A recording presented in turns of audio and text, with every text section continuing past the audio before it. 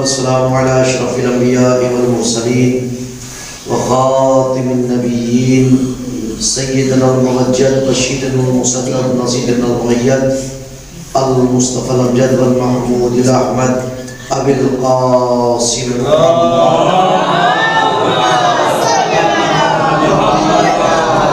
وعلى أهل بيته الطيبين الطاهرين المعصومين ولعنة الله على أعدائهم أجمعين من الآن إلى قيام يوم الدين. أما بعد فقد قالت فاطمة الزهراء صلوات الله عليها بسم الله الرحمن الرحيم الحمد لله على ما أنعم وله الشكر على ما ألهم. صدق الله. عزیزان محترم، ایک بلند ترین صلوات پڑھیں محمد والے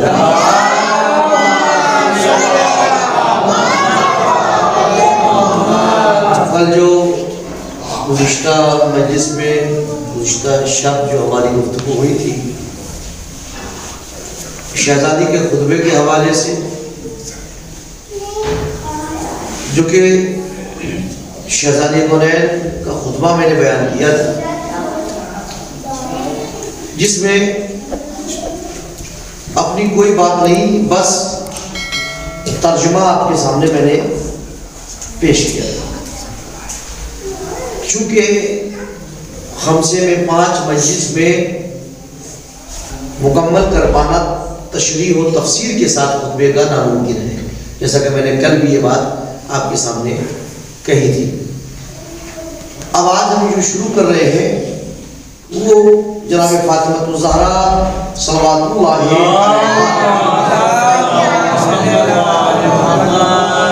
شریعت کے احکام اور اس کا فلسفہ، یہ اللہ نے اگر جو چیزیں واجب کی ہیں ان کا سبب کیا ہے، ان کا ریزن کیا ہے اور ان کا فائدہ کیا ہے۔ چونکہ اللہ نے جتنی چیزیں بھی واجب قرار دی ہیں اس میں انسان کا فائدہ ہے، بہت سے فائدے ظاہری ہیں اور کچھ ایسے جو باطنی انسان کو نظر نہیں آتے، لیکن اگر انسان غور کرے تو ہر فائدہ اس کو نظر آئے گا۔ شہزادی فرماتی ہے کہ بس اللہ نے ایمان کو تمہیں شرک کی آلودگی سے پاک کرنے کا ذریعہ بنایا، یعنی اس وقت تک تم شرک کی آلودگی سے پاک نہیں ہو سکتے جب تک کہ تم ایمان نہ لاؤ، یعنی یہ اقرار نہ کرو کہ اللہ وحدہ لا شریک ہے، اس میں بھی لا الہ، کوئی اللہ نہیں ہے، الا اللہ، سوائے اس وحدہ لا شریک کے اور کوئی رب نہیں، یعنی باطل کا انکار اور پھر وحدہ لا شریک کا اقرار۔ یہ ایمان جب ہم نے آیا اور یہ اقرار کر لیا تو ہمارا ایمان پاک ہو جائے گا، شرک کی آلودگی سے اسے صفائی نصیب ہو جائے گی اور وہ صاف ہو جائے گا۔ اس کے بعد فرمایا کہ نماز کو تکبر کی کثافت سے محفوظ رہنے کا وسیلہ قرار دیا۔ اللہ اکبر، یعنی نماز کا فائدہ جو بہت سارے فوائد ہیں کہ برائیوں کو ختم کر دیتی ہے اور نماز قبول تو سارے اعمال قبول اور بھی بہت ساری چیزیں ہیں، لیکن شہزادی کونین نے جو بیان کیا بہت بڑی بات ہے کہ نماز اللہ نے اس لیے رکھی تاکہ تکبر سے، کس سے؟ تکبر سے پاک ہو سکو، گھمنڈ و غرور سے پاک ہو سکو۔ ظاہر سی بات ہے کہ انسان اب تکبر ہے، وہ مغرور انسان ہے تو اس کسی کے سامنے وہ جھکنا بھی پسند نہیں کرتا، کیونکہ مغرور ہے، تکبر ہے، اس کو اپنی دولت پر، اس کو اپنی طاقت پر، اپنی خوبصورتی پر، اپنی شہرت پر، اپنی آواز پر، کسی نہ کسی چیز پر اسے تکبر ہے۔ اور انسان کو جب بہت زیادہ متکبر انسان ہو جاتا ہے تو فرعون بھی بن جاتا ہے، جب وہ متکبر زیادہ ہوتا ہے تو فرعون بھی بن جاتا ہے۔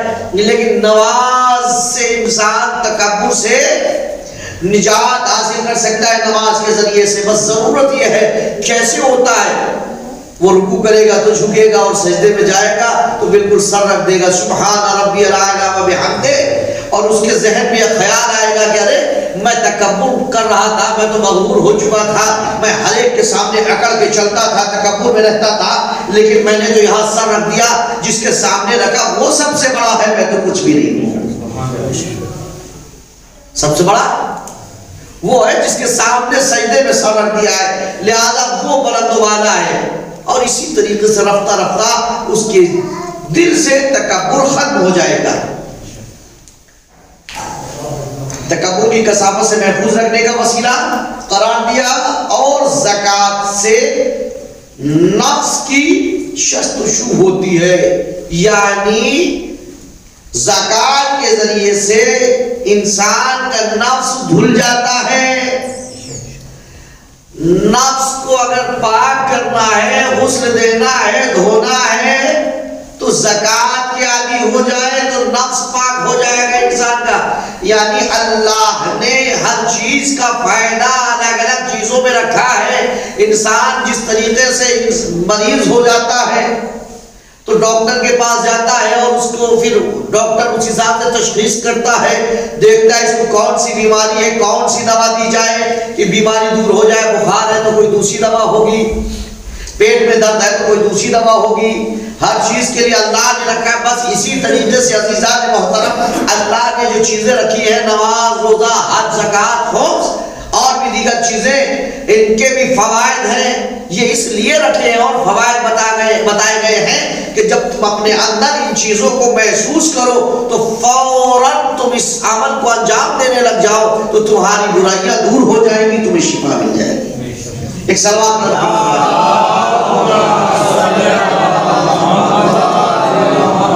اور زکات کے لیے فرماتی ہے کہ یہ رزق میں اضافے کا سبب بھی ہے زکات. اس کے بعد روزے کو اخلاص کی جڑیں روزے سے مضبوط ہوتی ہے. اللہ نے جو روزہ رکھا ہے وہ اخلاص کی جڑوں کو مضبوط کرنے کے لیے، خلوص کے لیے، خلوص انسان کا مضبوط ہو جائے، اس کی جڑیں مضبوط ہو جائے، اور اس کا بہت بڑا دخل ہے. اس کے بعد فرمایا حج سے دین کو تقویت ملتی ہے، حج سے دین کو قوت ملتی ہے. کیسے ملتی ہے قوت؟ اس طرح نہیں جیسے لٹیرے حج کے موقع پر ہر چیز مہنگی کر دیتے ہیں. یہاں دنوں میں انسان کرنے وہی جاتا ہے، چاہے حج کرنے جائے یا عمرہ کرنے جائے، خرچ جائے گا تو فلائٹ سے ہی، لگے گا تو ویزا ہی. لیکن عمرے میں اتنا خرچ نہیں آتا، حج میں 3 لاکھ 4 لاکھ 5 لاکھ روپے خرچ ہو رہا ہے. ان لوگوں نے حج کو بزنس کا ذریعہ بنا لیا. اگر حج کو آسان کیے ہوتے اور اتنا خرچ نہ ہوتا تو یقیناً اتنی تعداد جاتی لوگوں کی حج کرنے کے لیے کہ دنیا کو پتا چلتا کہ مسلمانوں کے پاس کیا پاور ہے. اللہ نے حج کو رکھا ہی اس لیے تھا تاکہ لوگوں کی تعداد سے، حاجیوں کی تعداد سے غیروں کے دلوں میں رعب پڑ سکے کہ تعداد بہت زیادہ. لیکن ان کمبختوں نے جن کے ہاتھ میں حج کا امور ہے، انہوں نے اتنا مہنگا کر دیا کہ ہر آدمی آ بھی نہ سکے اور ان کا جیب بھرتا رہے. یہ ہے مسئلہ. ورنہ حج سے دین کو تقویت ملتی ہے. اور پہلے یہ ہوتا تھا جب حج میں جاتے تھے، تعداد دیکھتے تھے کفار وغیرہ یہود و نصارہ تو ان کے دل لرز جاتے تھے. ارے پچھلے سال تو کم تھے، اس سال تو بڑھ گئے، پچھلے سال اس سے کم تھے، بڑھتے جا رہے ہیں. اس سے 2 چیزوں کا فائدہ. ایک، دیکھنے والا یہ سوچتا ہے کہ کچھ تو بات ہے جب یہ تعداد بڑھتی جا رہی ہے، اللہ ہم بھی تحقیق کریں ذرا. یہ سوچ کے وہ دین کے بارے میں معلوم کرے گا، مسلمان ہو جائے. اور ایک یہ کہ اگر دین کے خلاف کوئی منصوبہ بنا رہا ہے تو تعداد کو دیکھ کر کے بیٹھ جائے گا، نہیں تعداد بہت زیادہ ہے، ہمیں کچل دیا جائے گا. اس کے بعد فرمایا کہ نظام عدل دلوں کو ایک لڑی میں پیرو دیتا ہے. عدل ہی وہ چیز ہے کہ جو دلوں کو ایک لڑی میں پیرو دیتا ہے. جہاں عدل ہوگا وہاں محبت قائم ہوگی، وہاں نفرتیں نہیں ہوں گی، وہاں اختلاف نہیں ہوگا. اور جہاں عدل نہیں ہے وہاں ایک دوسرے سے ناراضگیاں ہوں، چاہے وہ گھر کے اندر ہی کیوں نہ ہو. گھر میں بھی نظام کو راہ راست پر رکھنے کے لیے اور نظام کو صحیح طریقے سے چلانے کے لیے انسان کو ضرورت ہوتی ہے کہ وہ عدل سے کام لے. تب تو گھر اچھے سے چلے گا، کوئی اختلاف نہیں ہوگا اور ماحول خوشگوار رہے گا. لیکن ذرا سا عدل ڈگمگایا، گھر کا ماحول ڈگمگا جاتا ہے. ایسی معاشرے کا نظام اگر عدل پر ہے، عدل پہ مبنی ہے، تو کوئی بدمزگی نہیں ہوگی، کوئی اختلاف نہیں ہوگا. کمیونٹی میں ہے اگر عدل ہے تو کوئی بدمزگی نہیں ہوگی، لیکن ذرا سا عدل ڈگمگایا نہیں کہ ہر چیز ڈگمگانے لگتی. عدل بہت ہے، اس عدل کو قائم رکھنا. فرماتی نظام عدل دلوں کو ایک لڑی میں پروتا ہے اور سب کے ساتھ برابری کے جذبے کو نمو دیتا ہے. عدل ہی وہ چیز ہے جو انسان کو برابری کے جذبے کو بڑھاتا ہے. عدل کے ذریعے ہی برابری کا جذبہ بڑھتا ہے، بغیر عدل کے یہ جذبہ نہیں بڑھے گا. چاہتے ہیں کہ برابری کا جذبہ پیدا ہو تو عدل کو قائم کرے تو خود بخود برابری اور مساوات نظر آنے لگے گی. فرماتی ہے کہ ہماری اطاعت سے قوم میں تنظیم اور ہم آہنگی پیدا ہوتی ہے. اللہ کتنا پیارا جملہ ہے، کتنی پیاری بات ہے. بتا رہی ہے ان عقل کے اندھوں کو جو بیٹھے ہوئے ہیں سنگھاسن پر، انہیں بتا رہی ہے کہ دیکھو تم کیا جانتے ہو، ہماری اطاعت تو بہت پاک و پاکیزہ ہے اور ہماری اطاعت پاک و پاکیزہ افراد ہی کر سکتے ہیں. وہ قطعی اطاعت نہیں کر سکتا جو پاک و پاکیزہ نہ ہو. ہماری اطاعت سے قوم میں تنظیم یعنی نظم و ضبط پیدا ہوتا ہے. قوم میں اگر چاہتے ہو کہ قوم میں نظم و ضبط آ جائے تو ہماری اطاعت کرو. اس سے بڑی بات نہیں ہو سکتی ہے. اور ہم آہنگی پیدا ہوتی ہے یعنی انڈرسٹینڈنگ پیدا ہوتی ہے، مس انڈرسٹینڈنگ نہیں ہوتی ہے. جہاں مس انڈرسٹینڈنگ ہوگی وہاں اختلافات ہوں گے اور جہاں انڈرسٹینڈنگ ہوگی وہاں اختلافات نہیں ہوں گے. ظاہر سی بات ہے کہ سب ایک دوسرے کی ہمانگی ہے رکھتے ہیں، ایک دوسرے کے مزاج کو سمجھتے ہیں، ایک دوسرے کی بات کو سمجھتے ہیں، ایک دوسرے کے طریقے کو سمجھتے ہیں. تو جب اس طریقے سے سمجھیں گے تو وہاں اختلاف نہیں ہوگا. بغیر اہل بیت کے ممکن نہیں ہے.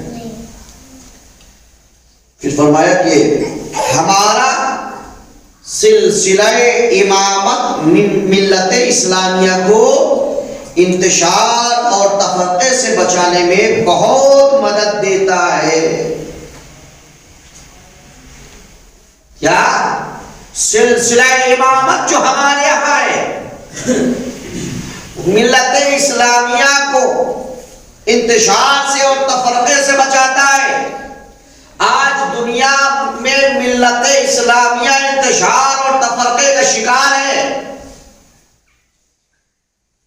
ہر سو اسلام پر حملے ہو رہے ہیں، ہر سو مسلمان قتل کیے جا رہے ہیں، ہر سو مسلمان ذلیل و خوار کیے جا رہے ہیں، ہر طرف عزت و آبرو لوٹی جا رہی ہے، جوان قتل ہو رہے ہیں. سبب کیا ہے؟ سبب یہ ہے کہ امامت سے دور ہیں. 1400 سال پہلے فاطمہ زہرا نے بتایا تھا کہ ہماری امامت انتشار اور تفرقے سے بچاتی ہے. جو امامت سے وابستہ ہے وہ انتشار سے بچا ہے، تفرقے سے بچا ہے، اور جو بھی امامت سے دور ہو گیا ذلیل ہو رہا ہے. ایک صلوات پڑھو محمد والے.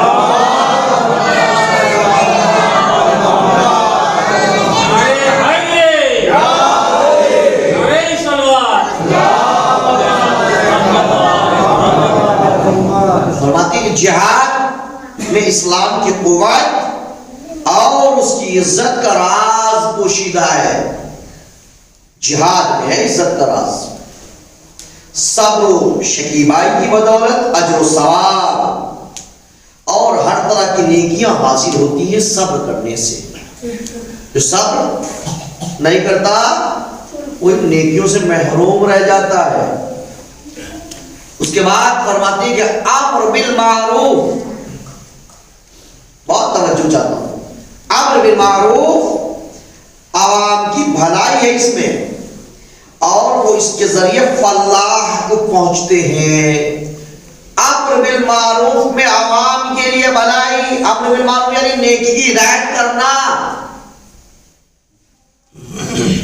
یہ نہ سوچے کہ نیکی کی ہدایت کرنے آ گئے تو یہ بڑے آئے کرنے کے لیے یا یہ کہ ہم کہہ رہے ہیں نیکی کی ہدایت تو کیا ہر مسلمان پر واجب ہے نیکی کی ہدایت کرنا؟ صرف مولانا صاحب کی ذمہ داری نہیں ہے، اس کا طریقہ شائستہ ہونا چاہیے. اس میں بھلائی ہے ہماری، اور اسی کے ذریعے سے کامیابی تک پہنچ سکتے ہیں امر بالمعروف کے ذریعے سے. فرماتی کہ والدین کے ساتھ حسن سلوک خدا کے قہر و غضب سے بچائے رکھتا ہے. اللہ اکبر. والدین کے ساتھ حسن سلوک یعنی اچھائی سے پیش آنا، اچھا برتاؤ کرنا خدا کے قہر و غضب سے بچاتا ہے. چونکہ والدین کی دعا یہ ہر انسان کو اپنے اولاد کو مصیبتوں سے بچاتی ہے. ایسا نہیں ہے. جناب موسیٰ کی والدہ جب اس دنیا سے رخصت ہوئی اور جناب موسیٰ کوہ طور پہ جاتے تھے تو پروردگار عالم نے کہا موسیٰ قدم سنبھال کے رکھنا. ایسا کیوں؟ اس سے پہلے تو نے کبھی نہیں کہا تھا، آج کہہ رہا ہے. کہا اس وجہ سے کہ جو سائے رحمت اور جو ہستی دعا کے ذریعے سے تمہارے اوپر چھتری بنا لیتی تھی بلاؤں سے بچانے کے لیے، اب وہ نہیں رہی. ہمیں سمجھا نہیں، سمجھ تو گئے تھے نبی ہے لیکن ہمیں بتانے کے لیے کہا سمجھا نہیں. کہا وہ تمہاری ماں جو تمہارے لیے دعا کرتی تھی اور اس دعا کے حساب میں تم چلا کرتے تھے، اب وہ دعا کا حساب ختم ہو گیا، وہ چلی گئی دعا دینے والی. عزیزان محترم، والدین کے ساتھ حسن سلوک اور نیکی کرنا. ایسا نہیں کہ والدین مرنے کے بعد دعا نہیں کرتے، مرنے کے بعد بھی کرتے، اس کے لیے الگ بحث ہے، پھر انشاءاللہ کسی موقع میں گفتگو ہوگی. عزیز و اقارب کے ساتھ اچھے تعلقات رکھنے اور ان سے محبت کا برتاؤ کرنے کے سبب عمر بڑھتی ہے. عزیز و اقارب سے تعلقات بہتر رکھنے میں، لیکن تعلقات خراب زیادہ ہوتے ہیں. ہم ان سے نہیں بولتے، ان سے نہیں بولتے، فلاں ان سے نہیں بولتے ہیں. اس سے تعلقات کیا ہوتے ہیں؟ خراب رکھتے ہیں اور اس پہ فخر کرتے ہیں، جبکہ زیادہ دن تک ناراضگی نہیں ہونی چاہیے. کیا فرمانی کہ عمر چاہتے ہو کہ بڑھے تو عزیز و اقارب سے، رشتہ داروں سے تعلقات قائم رکھو، ان سے ملتے رہو. وسائل زیادہ ہوتے ہیں، زندگی کے وسائل زیادہ ہوں گے، ظاہر سی بات ہے کہ انسان کو وسائل کی ضرورت ہوتی ہے ہر کام کے لیے. ایک الیکٹریشین ہے، اس کے پاس وسائل ہوں گے جبھی تو الیکٹرک کا کام کرے گا. پلمبر ہے، اس کے پاس وسائل ہوں گے، اس کا سامان ہوگا جبھی پلمبرنگ کا اچھے سے کام کرے گا. اگر کم سامان ہے تو پھر کام کرنے میں اس کو دشواریاں آتی ہیں. اسی طریقے سے انسان کی زندگی کو آگے بڑھانے کے لیے بہت سارے وسائل کی ضرورت ہوتی ہے، اور یہ وسائل پورے ہوتے ہیں رشتہ داروں سے تعلقات بہتر کرنے سے، آسانیاں پیدا ہوتی ہیں. ایک سوال پڑھ محمد واجب.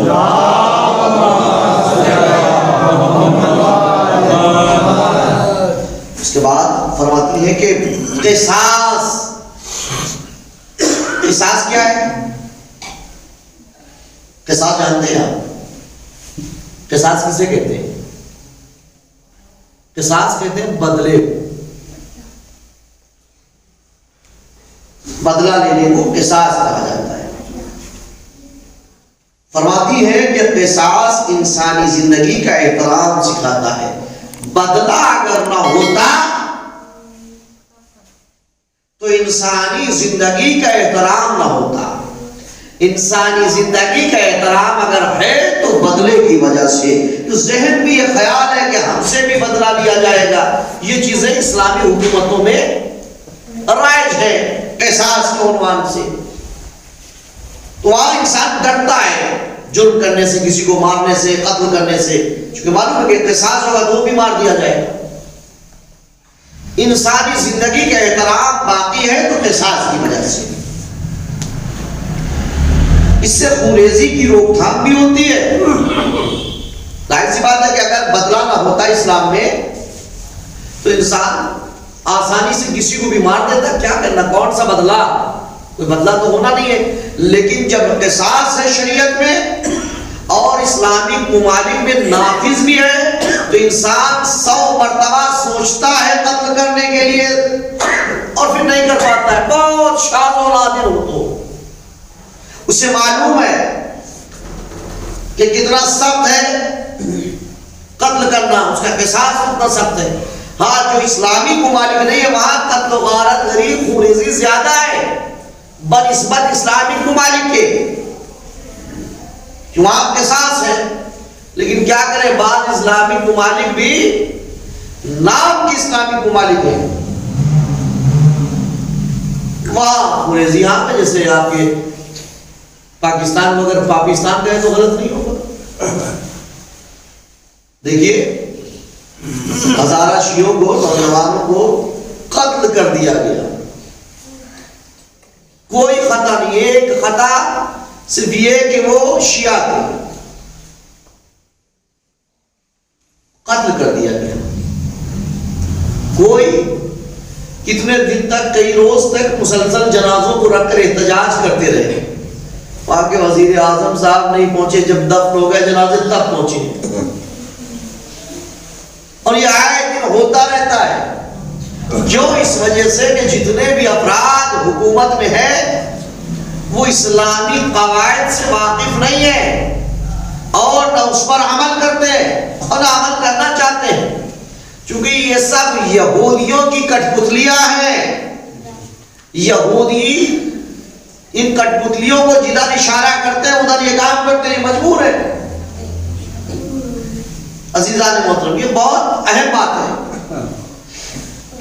اس کے بعد فرماتی کہ نذر کی ادائیگی یا عہد و پیمان کی تکمیل، یعنی نذر یعنی منت مانی کوئی انسان نے، اس کی ادائیگی، یا عہد و پیمان کوئی وعدہ کیا ہم نے کسی سے، اس کی تکمیل بہت ضروری ہے۔ عہد و پیمان کو پورا کرنا بہت ضروری ہے۔ شہزادی فرماتی ہیں کہ نذر کی ادائیگی اور عہد و پیمان کی تکمیل یعنی اس کو پورا کرنا رحمت و مغفرت خداوندی کا وسیلہ بنتی ہے۔ اگر تم چاہتے ہو کہ خداوند عالم کی رحمت و مغفرت تمہارے ساتھ ہو تو تم عہد و پیمان کے پابند ہو جاؤ، یعنی اگر عہد و پیمان کرو تو اسے پورا کرو چاہے جس حال میں ہو۔ ہم چاہتے ہیں کہ خدا کی رحمت و مغفرت ہمارے شامل حال ہو جائے، لیکن ہم وعدہ وفا نہ کریں تو کچھ فائدہ نہیں ہوگا، لیکن جب ہم وعدہ وفا کریں گے تو خدا نے بھی وعدہ کیا ہے۔ ان معصومین کے ذریعے تو ہم تک بات پہنچی ہے، خدا نے وعدہ کیا کہ تم وعدے کو وفا کرو گے تو ہم بھی اپنے وعدے کو وفا کریں گے، ہم تمہارے ساتھ رحمت و مغفرت کو شامل حال کر دیں گے۔ لہذا وعدوں کا انسان پکا ہوتا ہے۔ اس کے بعد ہے صحیح ناپ تول یا درست پیمانوں کے استعمال سے کم فروشی کا خاتمہ ہوتا ہے اور دوسروں کے حقوق کو تحفظ ملتا ہے۔ ظاہر سی بات ہے کہ اگر ہم کم ناپیں گے یا کم تولیں گے تو دوسرے کا حق ہی تو مار رہے ہیں، اور اس حق کو محفوظ رکھنے کے لیے اللہ نے تاکید کی ہے کہ صحیح ناپ تول کرو تاکہ دوسروں کا حق محفوظ رہ جائے۔ ایک بلند آواز سے صلوات پڑھو۔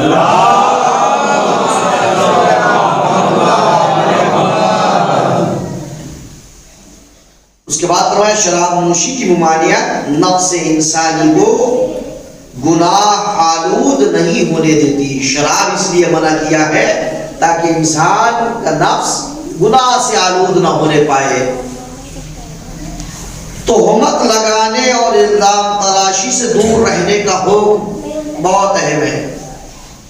بہت جلدی ہم تہمت کسی پہ بھی لگا دیتے ہیں، الزام بہت جلدی کسی پہ بھی لگا دیتے ہیں، لیکن کیا کہ تہمت لگانے اور الزام تراشی سے دور رہنے کا حکم اس لیے دیا گیا ہے تاکہ لوگ خدا کی نفرین سے محفوظ رہیں، بد دعا سے، لعنت سے محفوظ رہیں۔ چاہتے ہیں کہ خدا کی نفرین سے محفوظ رہیں، لعنت سے، بد دعا سے محفوظ رہیں، تو ہمیں کیا کرنا ہے؟ بولیے جی، کیا سن رہے ہیں؟ ایک صلوات پڑھیں محمد وآل محمد۔ تہمت لگانے اور الزام تراشی بہت آسان کام، بہت آسان کام ہے۔ کسی پہ بھی ذہن میں بات آئی یا کسی سے سنا ہم نے اور فوراً تہمت لگا دیا، ارے ہم نے تو دیکھا ہے، پتہ نہیں اس بات میں سچائی ہے بھی یا نہیں ہے، جبکہ شریعت اور اسلام تو یہ کہتا ہے کہ اگر تم کسی کو گناہ کرتے ہوئے دیکھو نا تو تنہا اسی کو بولو، ٹوکو، سمجھا دو، لیکن کسی اور سے مت کہو۔ ہم اس سے نہیں کہتے ہیں، ہم دوسرے سے کہتے ہیں جا کر کے، صاحب ہم نے فلاں کو دیکھا ہے، وہ تو صاحب فلاں گناہ کر رہے تھے۔ اللہ ستار العیوب ہے، عیبوں کا چھپانے والا، پردہ ڈالنے والا۔ اگر ہماری آنکھوں کے سامنے کسی کا عیب آ جائے تو ہمیں کیا کرنا چاہیے؟ ہمیں چاہیے کہ ہم بھی عیبوں میں پردہ ڈال دیں۔ اور یہ حدیث میں آیا ہے کہ جب تم کسی کے عیب میں پردہ ڈالو گے تو اللہ تمہارے عیبوں میں پردہ ڈالے گا۔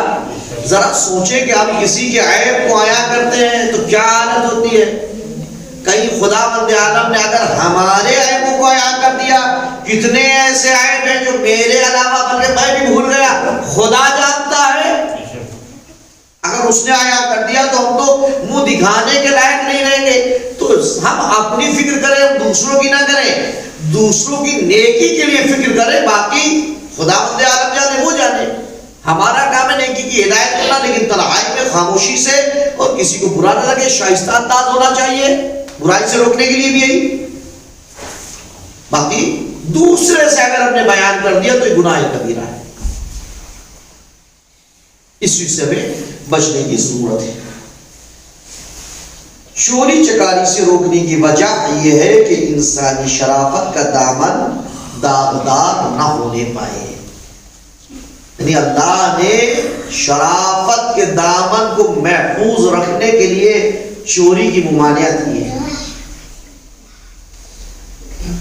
شرک سے منع کرنے کا باعث یہ کہ اللہ کے بندے صرف اسی کو اپنا رب اور اپنا پروردگار سمجھے، کسی اور کو اپنا رب، اپنا پروردگار نہ سمجھے۔ کس کو سمجھے جی؟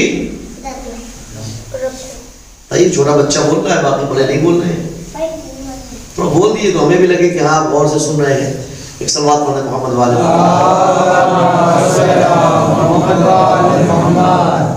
شہزادی کا خطبہ بیان کر رہا ہوں، میں اپنی کوئی بات نہیں کہہ رہا ہوں کہ میرا دل یہ کہہ رہا ہے، میرا ذہن وہ کہہ رہا ہے، اپنے دل کی کوئی بات ہی نہیں کہہ رہا۔ شہزادی نے خطبے میں جو بیان کیا وہ میں آپ کے سامنے بیان کر رہا ہوں۔ اللہ کے بندے صرف اسی کو اپنا رب سمجھیں، اپنا پروردگار سمجھیں، اس کے علاوہ اور کسی کو اپنا پالنہار نہ مانے۔ پالنہار کون ہے ہمارا؟ اللہ ہے، اللہ کے علاوہ کوئی پالنہار نہیں، صرف پروردگار ہے، ہم اس کو اپنا رب سمجھیں۔ لہذا اب شہزادی کہتے ہیں لہذا تم پرہیزگار بنو، پرہیزگاری کا حق ادا کرو، اور موت آئے تو اس حال میں کہ اسلام کو سینے سے لگائے ہوئے ہو۔ ایسا نہ ہو کہ ظاہراً تمہیں لگے ہاں سینے سے اسلام تمہارے پاس موجود ہے، لیکن ظاہراً بس اسلام کا نام بچا ہے، اسلام غائب ہے۔ نہیں ہے، اس حال میں موت آئے کہ اسلام موجود ہو، یہ بہت ہی اہم ہے۔ اس کے بعد فرماتی ہے ایک صلوات پڑھیں محمد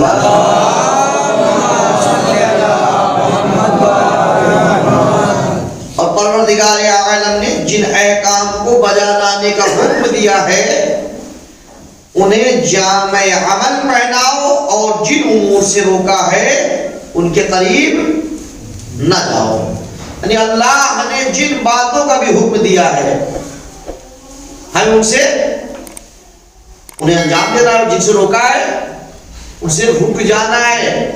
بات ہاں اللہ کے بندوں میں صرف علم والے لوگ ہی اس سے ڈرتے ہیں. بالکل خاتمہ. اللہ کے بندوں میں سے صرف کون اللہ سے ڈرتا ہے؟ علم والے. علم والے مطلب جو علم رکھتے ہیں خدا کے بارے میں کہ اس کا کیا حق ہے, جو عبد و معبود کے تعلقات سے واقف ہیں وہ ڈریں گے خدا سے. جو واقف نہیں ہے وہ نہیں ڈرے گا. ایک صلوات پڑھو محمد والے.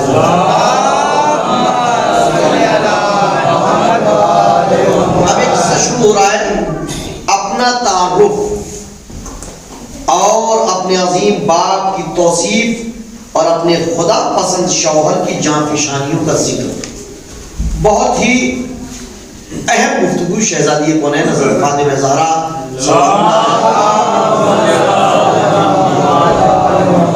کیا ہے. بس ابھی ہمارے پاس ٹائم ہے, ابھی تو آدھا گھنٹہ ہوا ہے. پھر آپ نے فرمایا, سوچی تصور کریے عزیزان محترم کہ شہزادی کونین نے کیسی حالت میں گفتگو کی. 4 گھنٹے مسلسل کھڑے رہنا, گفتگو کرنا, یہ عام بات نہیں, معمولی بات نہیں ہے, بہت بڑی بات ہے. پھر آپ نے فرمایا, لوگوں تمہیں معلوم ہونا چاہیے کہ میں فاطمہ ہوں. اللہ اکبر. مظلومی ہے فاطمہ زہرا. فاطمہ زہرا کی مظلومی ہے یہ, اور اس جملے سے ان کی مظلومیت جھلک رہی ہے کہ بتا رہی ہے فاطمہ کہنا پڑا شاید دنیا آپ پہچان جائے اور مجھے بیٹھنے کے لیے بولتے ہیں, شاید حق دے دے, وہ مقصد سمجھ لے جس مقصد کے لیے میں آئی. یہ کہنا اس پہچان میں فاطمہ ہوں, شاید تم بولے ہو. اتنا وقفہ نہیں ہوا تھا ابھی پیغمبر اس دنیا سے رخصت. اور میرے باپ محمد صلی اللہ علیہ وآلہ وسلم ہے. کون ہے؟ فاطمہ فرما رہی میرے باپ محمد صلی اللہ علیہ وآلہ وسلم. میری گفتگو شروع سے آخر تک ایک جیسی ہوگی. یہ کہنے کی ضرورت کیوں پڑ رہی فاطمہ کو؟ میری گفتگو ایک جیسی ہوگی. جو آپ جملہ سنتے ہیں نا کہ بہت بڑی مظلومی کی بات ہے کہ فاطمہ کو کہنا پڑا دربار میں کہ میں جھوٹ نہیں بولتی, میں صدیقہ ہوں. صدیقہ طاہرہ کو اپنی صداقت کی گواہی دینی پڑی. یہ مظلومیت فاطمہ زہرا ہے.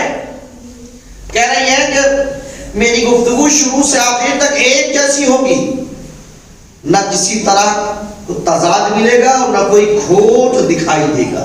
میری بات میں کوئی تضاد نہیں ہے, کوئی کھوٹ بھی نہیں ملے گا. میری بات بالکل واضح ہے. یعنی اتنا سب بیان کرنے کے بعد جب کوئی جواب نہ ملا تو فاطمہ زہرا کو یہ کہنا پڑا, مجبور ہونا پڑا, مجبوراً یہ باتیں کہی کہ میری بات جو میں نے ابھی کی ہے یا جو کرتی ہوں یا کر چکی ہوں کسی میں بھی ذرہ برابر تضاد نہیں ہے. میں صدیقہ ہوں اور میں اس پیغمبر محمد کی بیٹی ہوں جسے کفار بھی صادق و امین کہا کرتے تھے. صلوات پڑھو محمد والے.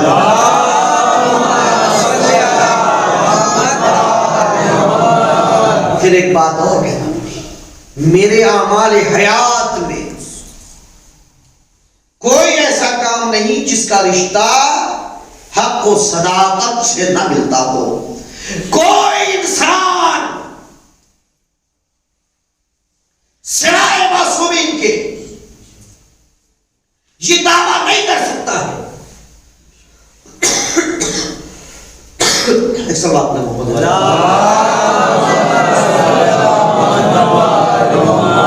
کوئی یہ دعویٰ نہیں کر سکتا. یہ فاطمہ زہرا نے دعویٰ کیا ہے. آپ نے سنا کسی آدمی کو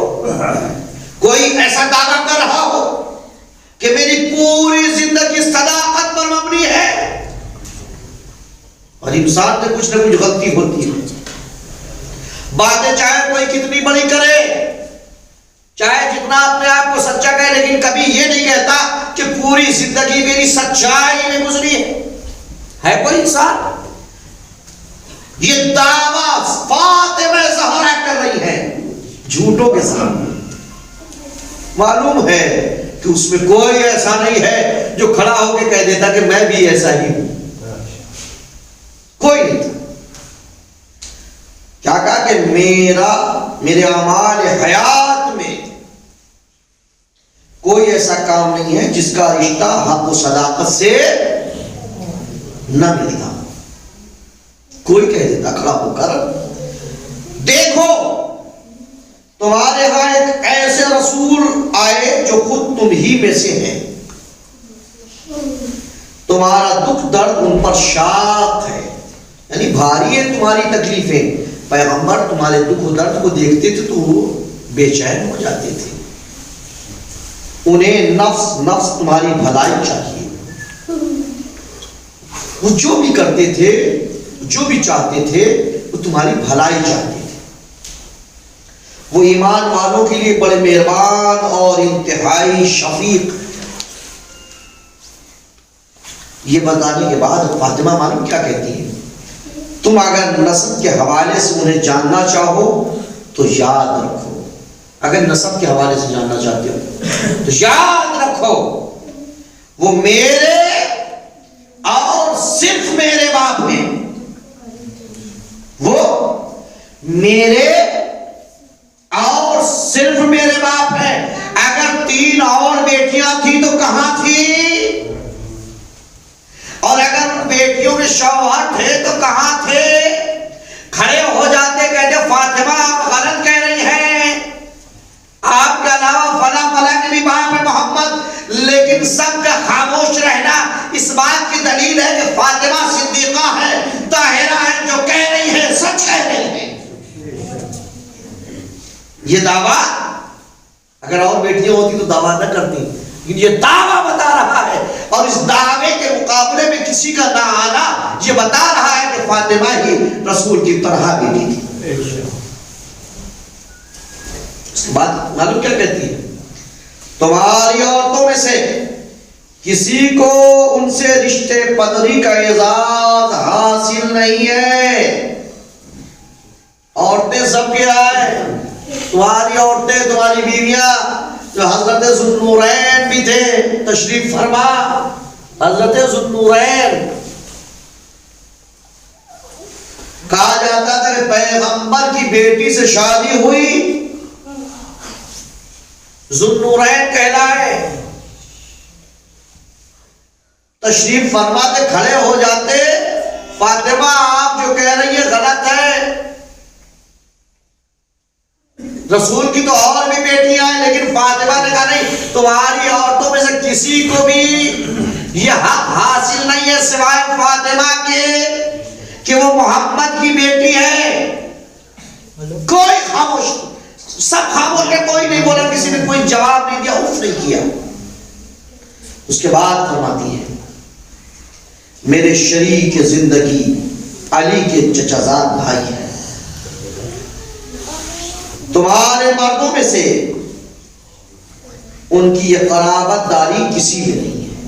یعنی جو قرابت داری میرے شوہر اور میرے بابا میں ہے وہ کسی اور میں نہیں ہے. یہ مغالطہ اپنے ذہن سے نکال دینا. یہ عظمت و فضیلت صرف میرے گھرانے کو ملی ہے. حضور سے یہ خاندانی وابستگی ہم لوگوں کے واسطے کس درجہ باعث افتخار ہے. تم کیا جانو، ہمارے لیے رسول اللہ سے وابستگی ہمارے لیے افتخار کا باعث ہے، ہماری عزت کا باعث ہے. خدا کے پیغمبر نے کس خوش اسلوبی سے کار رسالت کو انجام دیا اور مشرکوں کو ان کے کیفر کردار سے باخبر فرمایا. آپ دشمنان خدا کی راہ و روش سے منہ موڑے رہے، ہر سرکش کے سر توڑے، باقیوں کی گردنیں مروڑی تاکہ وہ راہ راست پر آ جائیں. اس سے ترجمہ پڑھ رہا ہوں چونکہ وقت بہت کم بچا ہے.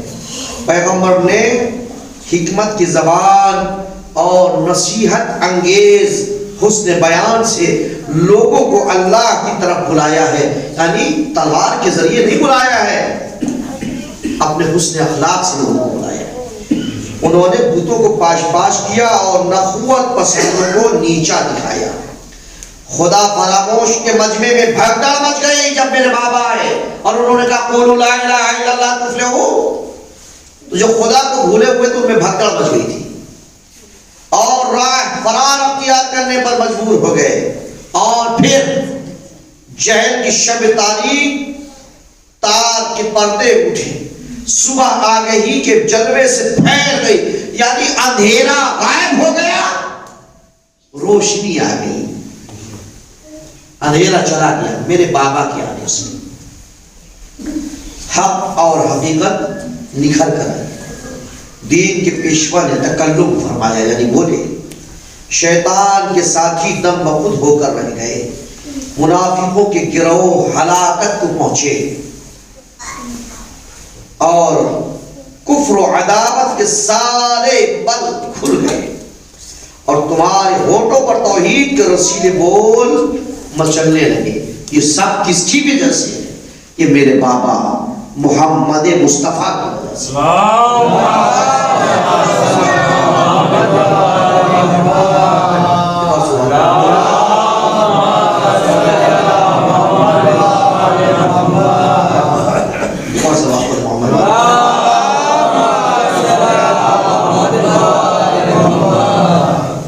حالات کے ظہور میں گنتی کی چند ہستیوں کا بھی حصہ ہے. یعنی جو حالات تھے، اسلام جب شروع میں آیا اور میرے بابا نے قولوا لا الہ الا اللہ تفلحوا کہا اور لوگوں کو توحید کی دعوت دی، لوگوں کو بتایا کہ خدا وحدہ لا شریک ہے، اور حالات جیسے جیسے بہتر ہوئے، ظاہر سی بات ہے اس میں میرے بابا کے ساتھ چند اور ہستیاں بھی تھیں. ظاہر سی بات ہے ہر کام میں کوئی ایک انسان کام نہیں کر سکتا ہے، اس لیے ضرورت ہوتی ہے کہ ٹیم ہو، لوگ ہو، کام کرنے والے ہوں. جیسے مرکز ہے، اس کی تعمیر میں کیا میں نے طرح کام کیا؟ نہیں، میں نے نہیں کیا ہے. سب کا ساتھ ہے، سب نے کیا ہے، سب کا سپورٹ ہے، تب جا کر کے ہم کامیاب ہوئے. ایک چھوٹے سے مرکز کے لیے لوگوں کی ضرورت پڑتی تو اتنے بڑے دین کے لیے ظاہر سی بات ہے کہ ضرورت پڑتی ہے.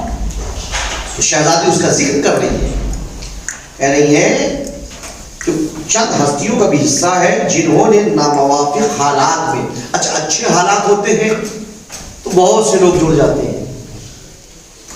اہم اس وقت ہوتا ہے جب حالات سازگار نہ ہو اور لوگ آپ کے ساتھ ہوں، وہ بہت اہم ہوتا ہے. اچھے حالات میں تو سب آ جاتے ہیں، لیکن جب حالات خراب ہو اور لوگ آپ کے ساتھ ہو تو آپ ان کا ساتھ زندگی میں کبھی بھولیں گے نہیں. یاد رکھیں کہ صاحب خراب حالات میں وہ ہمارے بہت کام آئے.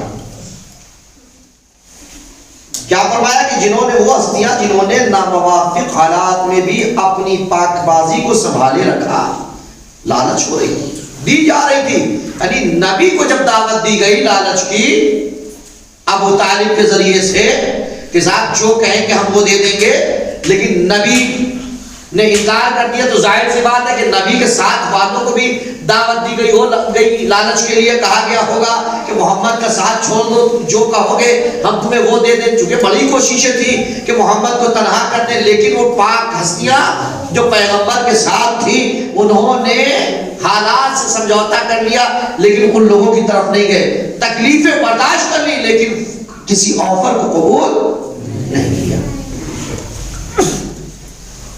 جب کہ مجموعی طور پر تم سب دہکتے ہوئے آتش کدے کے دہانے پر کھڑے ہوئے، طاقتوروں کے سامنے تمہاری حیثیت کیا تھی؟ آج جو تم بیٹھے ہو دربار میں، اور اس سے بیٹھنے کے لیے بھی نہیں کہہ رہے، تمہاری حیثیت کیا تھی؟ میرے بابا اور چند ساتھیوں نے تو آج کی حیثیت دی ہے جو اس طرح بیٹھے ہو.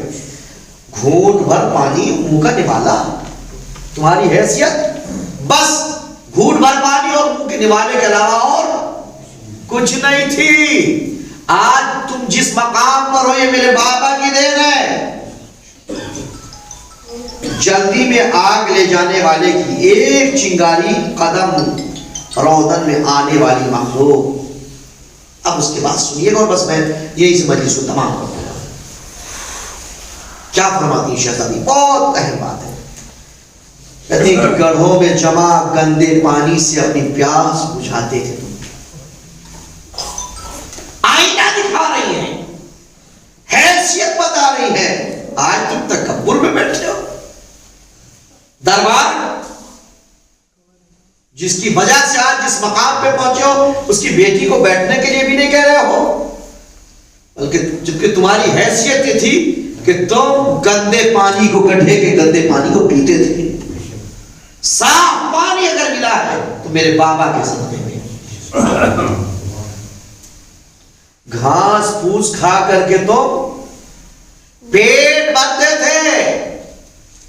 یہ سچائی منہ پر کوئی اور نہیں بول سکتا سوائے فاطمہ کے.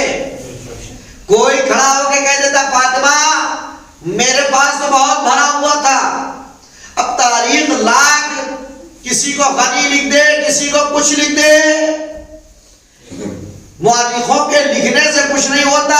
یہ تو ٹکوں میں بکنے والے مورخین تھے جنہوں نے جس کو جو چاہا لقب دے دیا, ورنہ حقیقت تو فاطمہ نے دکھا دی کہ دیکھو جتنے بیٹھے سب لٹیرے ہیں. یہ سب ایسے تھے جو گھاس اور بھوس سے پیٹ بھرتے تھے.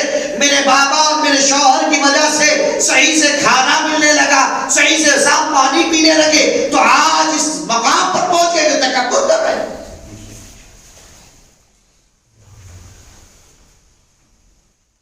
ذات ذلت و خواری تمہاری نصیب میں تھا. آئے دن ذلیل ہوتے تھے, تمہارا مقدر ذلت و خواری بنی ہوئی تھی. ہر وقت یہ دھڑکا لگا رہتا تھا کہ آس پاس کے لوگ کہیں اغوا نہ کر لیں. اللہ نے تمہیں ان تمام اندوہناک واقعات سے رسول اللہ کے صدقے میں نجات دی. تمہارے دل دوست تمہارے دل تو دور کر دیے, تمہاری تکلیفوں کو دور کر دیا. اس نے اللہ نے کس کے صدقے میں؟ رسول اللہ کے صدقے میں.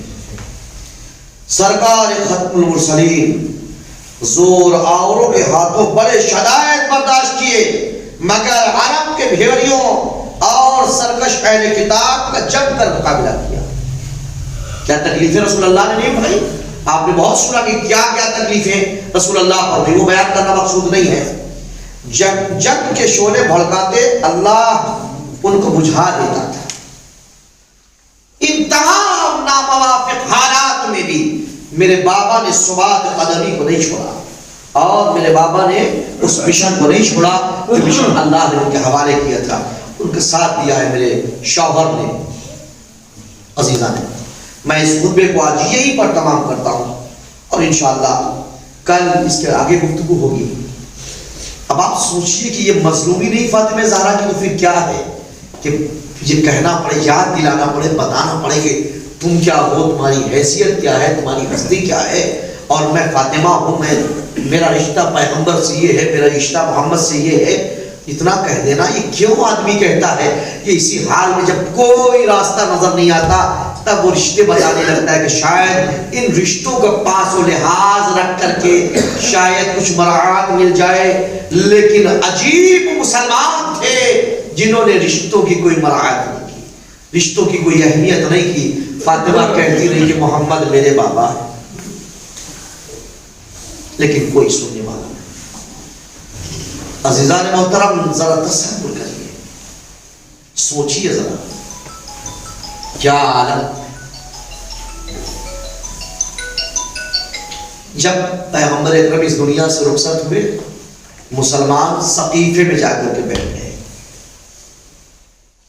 سقیفہ میں بیٹھے اور جنازہ پیغمبر کا پڑا. میں نے پہلے مجلس میں بیان کیا, سب نے بیعت کر لی لیکن علی نے نہیں کری تھی. یہ کہا جا رہا تھا علی کو بلاؤ, بار بار بلانے آ رہا تھا. علی نے کہا پہلے جنازہ پیغمبر کا دفن ہو جائے. پیغمبر کا جنازہ دفن ہو گیا. لیکن جب علی نہیں آئے ان ظالموں نے دروازے آ کر کے فاطمہ سے کہا فاطمہ اب الحسن کو باہر نکال دو ورنہ ہم دروازے میں آگ لگا دیں گے۔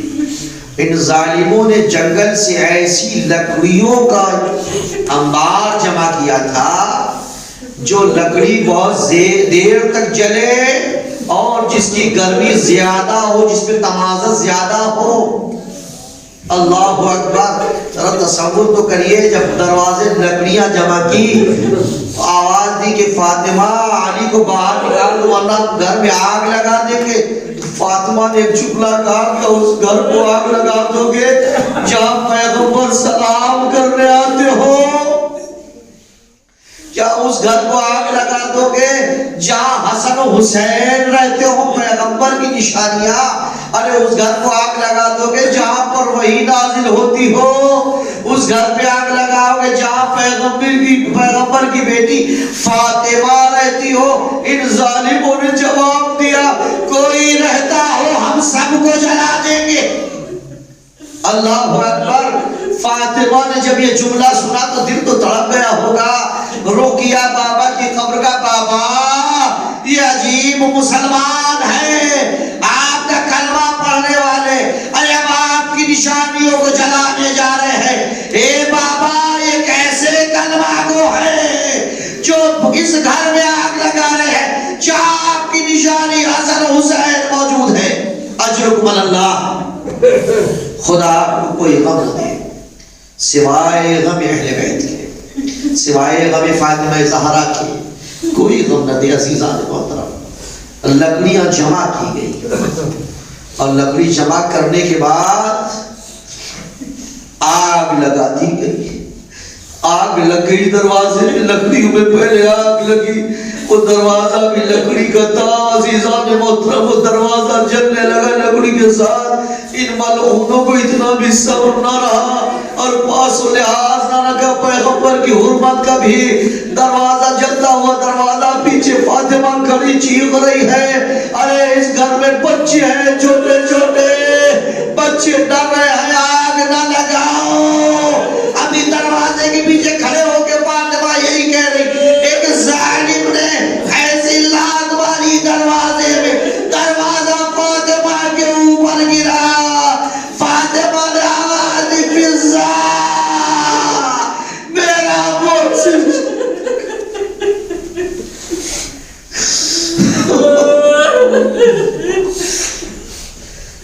الا لعنت اللہ علی القوم الظالمین وسيالهم الذين ظلموا وإياهم عليهم ينقلبون۔